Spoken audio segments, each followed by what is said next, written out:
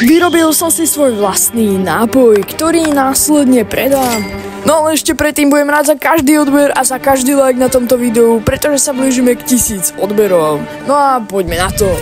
OK, takže dizajn etikety mám hotový.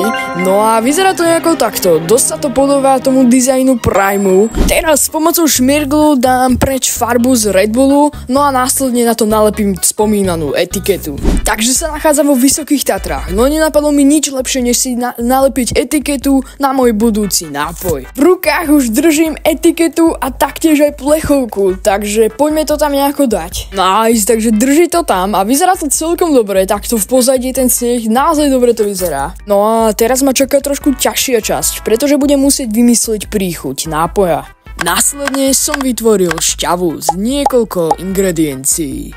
Takže tentokrát idem preliať túto melónovú šťavu do môjho finálneho drinku. No a následne ho teda predám a ešte pre vás mám prichystané nejaké prekvapenie. Takže stretol som Gulšu, aby mi ohodnotil Wolf Drink. Takže máme tu drink od doktora Wolfa, ideme ho ochutnať.